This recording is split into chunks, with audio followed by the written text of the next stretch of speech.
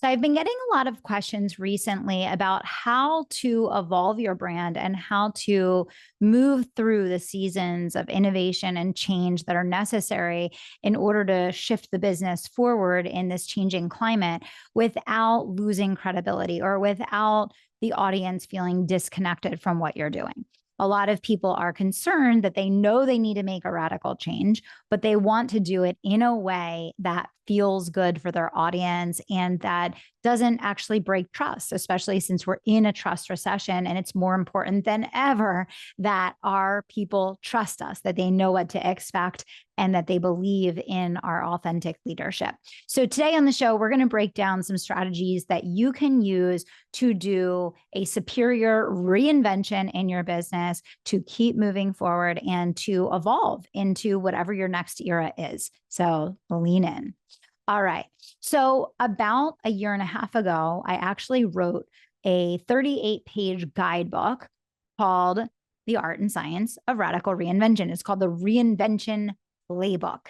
And I wrote that playbook because following the pandemic, a lot of business owners found that when we came out of that season and came back into what followed that, many business leaders, one, saw that what was working in the past was no longer applicable or viable.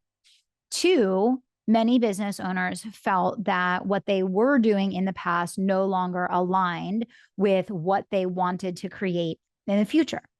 And number three, because of the shifting and changing of the economic climate, many business owners saw that their price point, their team structure, their cost structure of the business, the way that their offers were working, what they were marketing, and who they were selling to were no longer producing the results that they once did.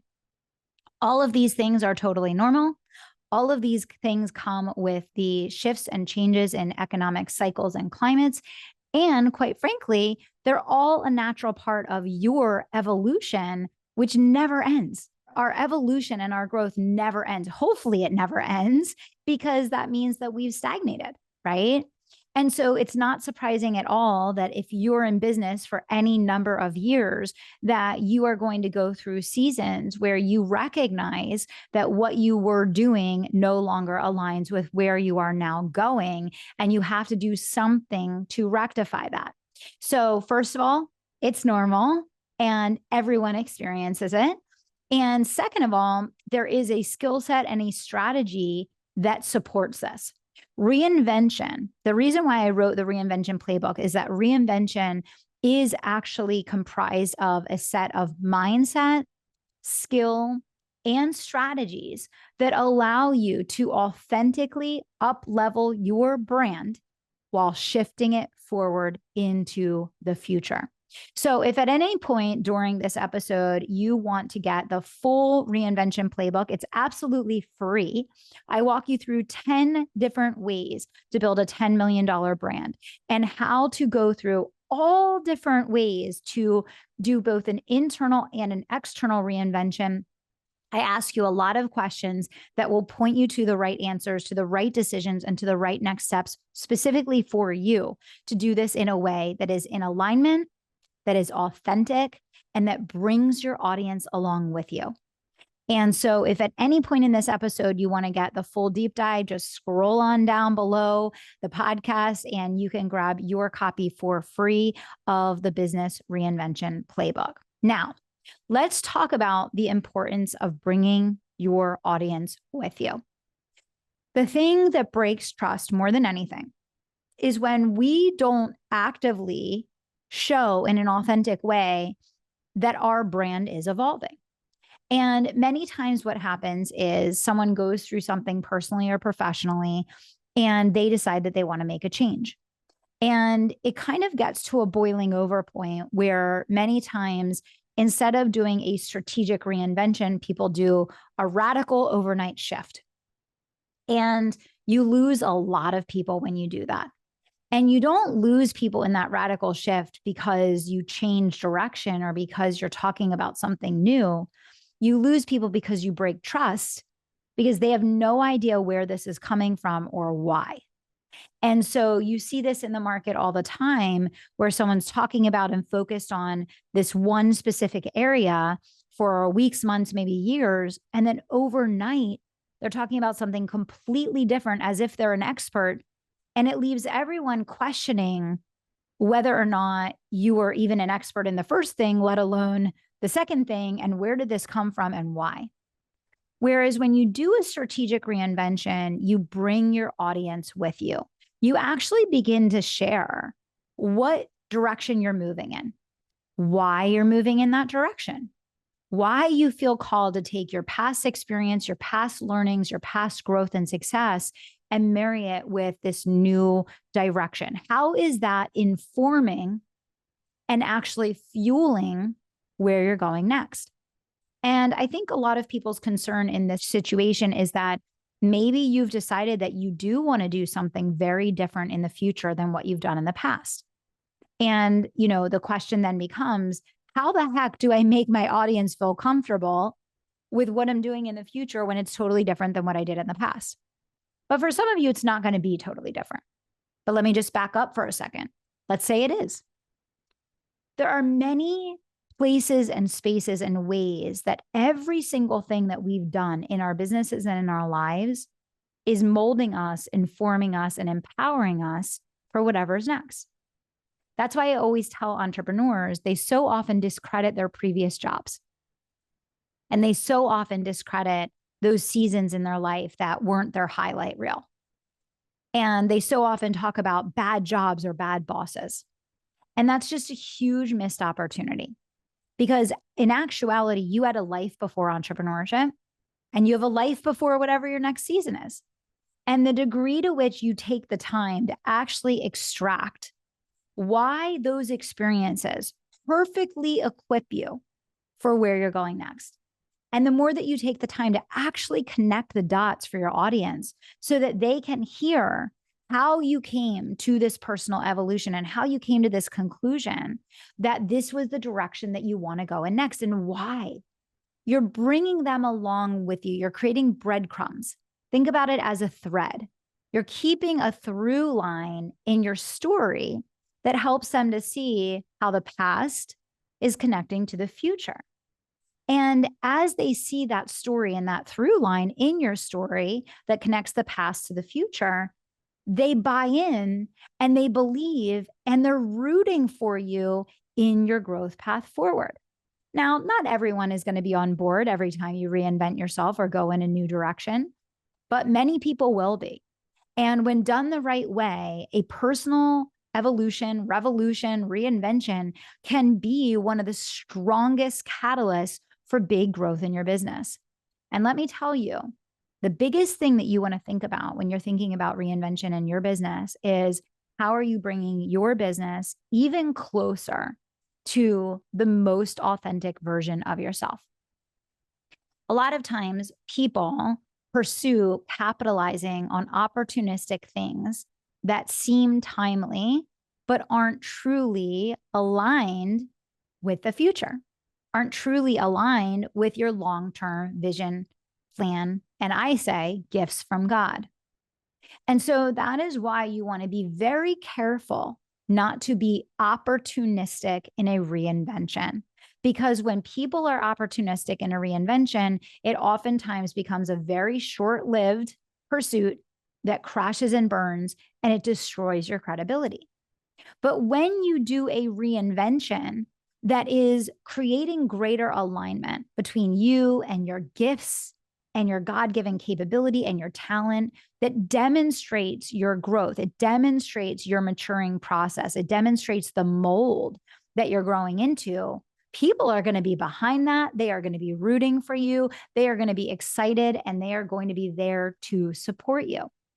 So this brings me back to the number one most critical element of doing a reinvention well, which is communication.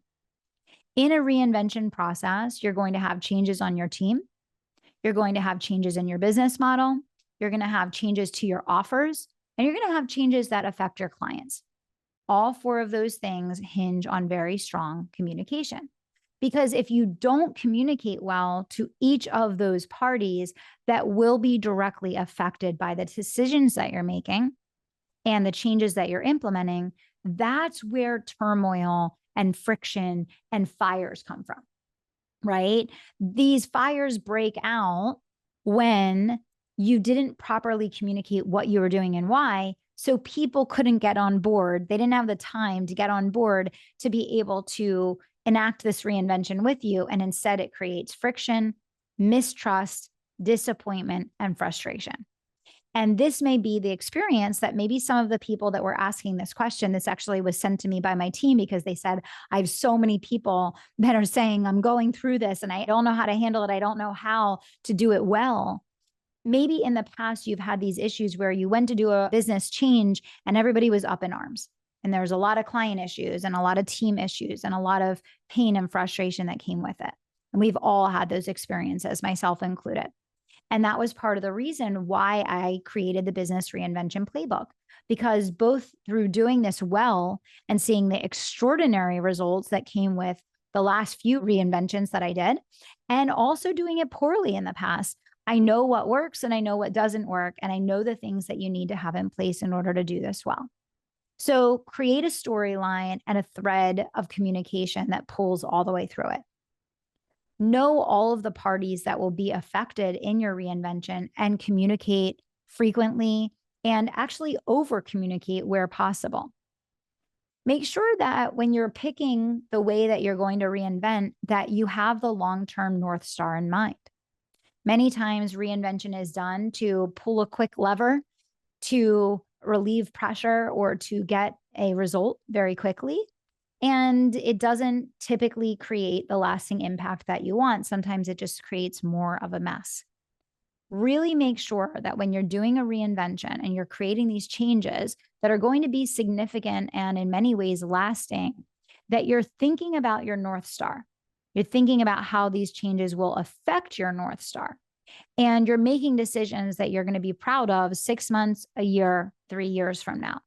How do these changes that you're making today either set your business up for failure or set your business up for success in the long term? When you think about clients and the evolution, there are so many strategies that you can use to retain servicing customers at a high level while evolving in and out of offers, while changing price points, while even eliminating offers that are no longer a fit. And again, what we always do, because we make business changes frequently, we have 6 companies in the portfolio. There's always something happening. We're always evolving, we're always innovating, and we're always growing. So nothing is ever stagnant. In fact, the constant is that there is always change. But the thing that we've learned how to do very, very well is communicate that change, focus on the what's in it for them, create a roadmap that will make sure that all customers that are a part of that transition both feel seen and heard and cared for, but also know the plan and the why, and actually feel like they're getting an upgrade in the process. We go through periods all the time where we decide that it's time to retire one, offer and it's time to focus on another. And when we do that, we try to look for ways that any customer that would be affected is actually going to get an upgrade. They're going to get an even better experience or a bigger ROI with us. So all of these things go into a thoughtful and strategic reinvention. And I want to encourage anyone that's listening today. You are in the midst of one of the greatest transformations economically that we are going to see in our lifetime. It has been told to us over and over again for the past couple of years that we weren't in a downturn, we weren't in a recession, we weren't in a depression. And you are going to see as the numbers come out and as we get more data and as we have more things be revealed that, yes, we have been in a recession. Yes, the economy has been contracting. No, you're not crazy. And no, it's not your fault that your business maybe hasn't been growing as fast as you think that it should be. And so it is very natural if you are having to restructure your team.